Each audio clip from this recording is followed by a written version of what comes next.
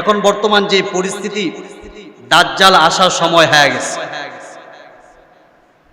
দাজ্জাল কোথায় আছে, কোন জায়গায় আছে, কখন আসবে, সেই বিষয়টি নিয়ে আজকে আমি আলোচনা করব। নবীজির একজন সাহাবী তামিমে দারি রাদিয়াল্লাহু তাআলা আনহু, অনেক জলিল কদর সাহাবী। উনি রাসূলুল্লাহ সাল্লাল্লাহু আলাইহি ওয়াসাল্লামকে বলেন, ইয়া রাসূলুল্লাহ, আমি তাওরাত, জবুর, ইনজিল কিতাব এগুলো তেলাওয়াত করেছি, পড়েছি দাজ্জালের সম্পর্কে।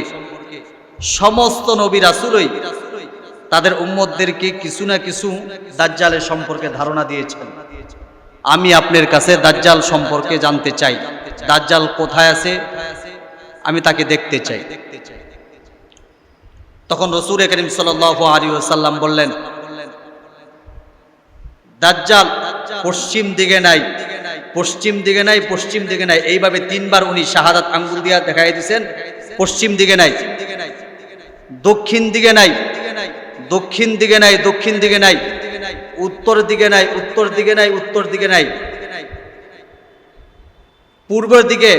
এইভাবে তিনবার বলেছেন পূর্ব দিকে দাজ্জাল আছে, পূর্বের দিকে, পূর্বের দিকে, পূর্বের দিকে দাজ্জাল আছে।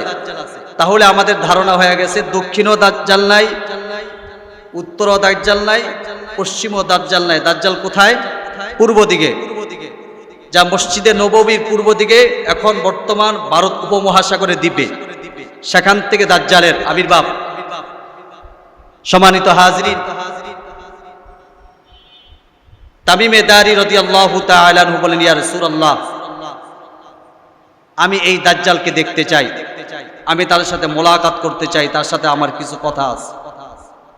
বিশ্বনবীজি বলেন, তুমি দাজ্জালকে দেখলে ভয় পাইবা। তখন তামিমে দারি বলতেছে, না রাসূল, আমি দেখতে চাই, আপনি যদি অনুমোদন দেন আমি দাজ্জালকে দেখব। মুসলমান ভাইয়েরা আমার,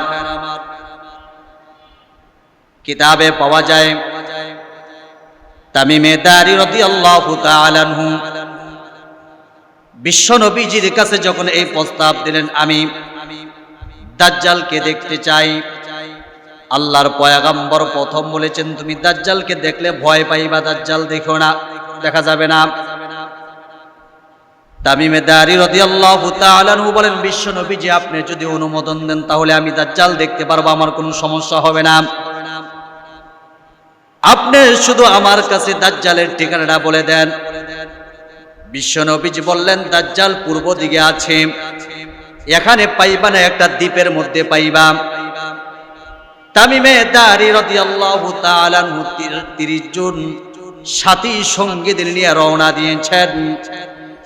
মুসলমান ভাইয়ের আমার, আগে তো কোনো স্টিমার ছিল না, লঞ্চ ছিল না, জাহাজ ছিল না, ট্রলার ছিল না, মানুষ নৌকা দিয়া পারাপার হইতো। তামিমে দারি রাদিয়াল্লাহু তাআলা আনহু 30 জন সাথী সঙ্গীদের নিয়ে সাগরে তাদের নৌকা চড়াইলো। মুসলমান ভাইয়েরা আমার, আগে এখনো বর্তমান আছে, দেখবেন অনেক নৌকায় বাদা মুড়ায়, কাপড় দিয়া বাদা মুড়ায়, দেখছেন না আপনারা? তখন তো ওই ইঞ্জিনের ব্যবস্থা ছিল না, এই বাদা মুড়াইতেছে নদীর মাঝখানে, সাগরের মাঝখানে। তামিমে দারি রাদিয়াল্লাহু তাআলা আনহু বলেন, আমি যখন সাগরের মাঝখানে গেলাম, কোনো ঢেউ নাই, সাগর নীরব। যখন আমাদের বাদাম উড়াইলাম, সাথে সাথে তাকায় দেখি একটু একটু বাতাস আসতেছে। তামিমে দারি রাদিয়াল্লাহু তাআলা আনহু বলেন, তখন আমি ধারণা করলাম বিশ্বনবীজি সাল্লাল্লাহু আলাইহি ওয়াসাল্লামের বরকত এই সাগরও শুরু হয়ে গেছে। তামিমে দারি রাদিয়াল্লাহু তাআলা আনহু বলেন, আমরা একদিন না, 2 দিন না, আমরা 1 সপ্তাহ না, 2 সপ্তাহ না, প্রায় 1টা মাস আমরা নৌকা দিয়া সাগরে ভ্রমণ করতেছি। এক পর্যায়ে আমাদের নৌকাটা সাগরের এক কিনারে একটা দ্বীপে গিয়া থেমে গেল। আমরা ওই দ্বীপে নামলাম, নাইমা দেখি কাদা মাটি আর কিছু ঘাস দেখা যায়। তামিমে দারি বলেন, ঘাসগুলো আশ্চর্যজনক, তাকায় দেখি ঘাসগুলোর মাথা খেয়ে যেন খেয়ে ফেলেছে। আর একটু সামনে অগ্রসর হলাম, দেখলাম আরো বড় বড় গাছ দেখা যায়। ওই গাছগুলোর মাথাও কে যেন খেয়ে ফেলেছে।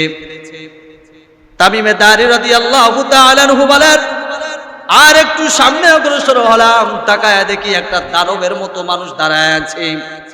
তার চেহারাটা ভয়ঙ্কর। ওই দানবের মতো মানুষটা ডাক দিয়ে বলে, এ মিয়া, তোমাদের বাড়ি কই, ঘর কই, কোথা থেকে আসলাম? তামিমে দারি রাদিয়াল্লাহু তাআলা আনহু বলেন, আমরা বললাম বিশ্ব নবীজি সাল্লাল্লাহু আলাইহি ওয়াসাল্লামের সৈনিক।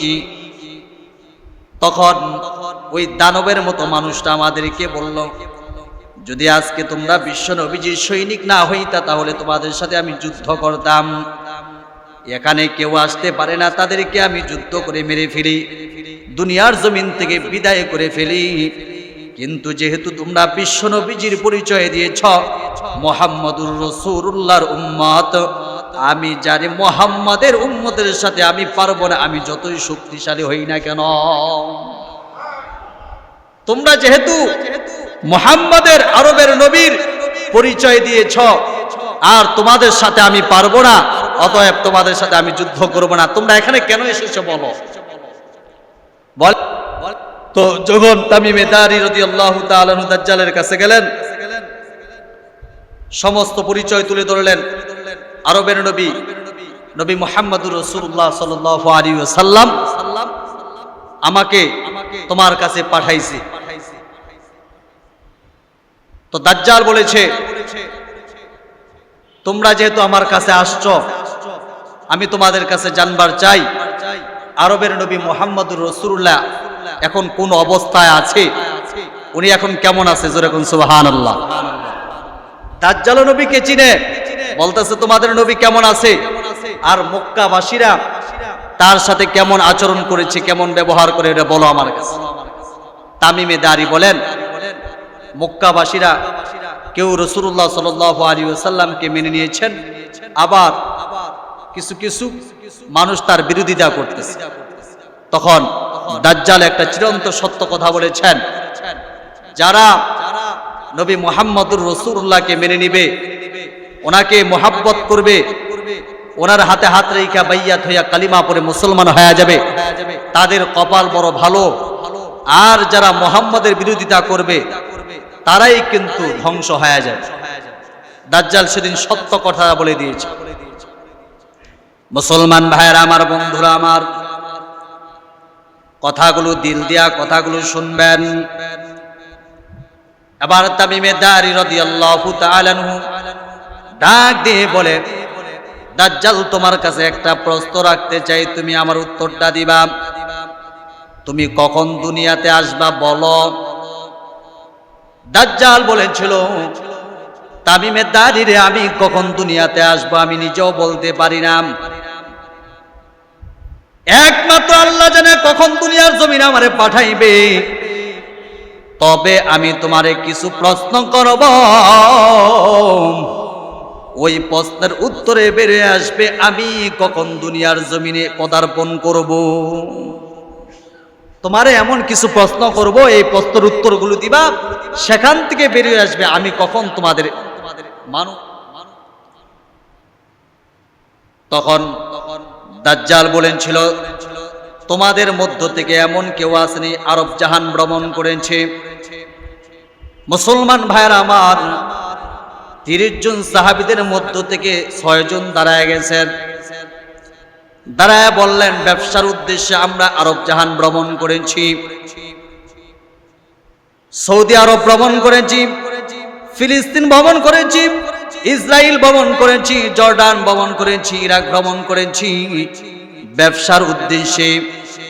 দাজ্জাল বলেছিল, এই 6 জন তোমরা দাঁড়িয়ে থাকো, তোমাদেরকে প্রশ্ন করব, প্রশ্নের উত্তর দিবা। 1 নম্বর প্রশ্ন দাজ্জাল করেছিল, এ আল্লাহর নবীর সাহাবীরা বলো, বাইজারের খেজুরের গাছের খেজুরের বাগানের অবস্থা কি? বাইশানের খেজুরের বাগানের এখন বর্তমান অবস্থা কি বলো।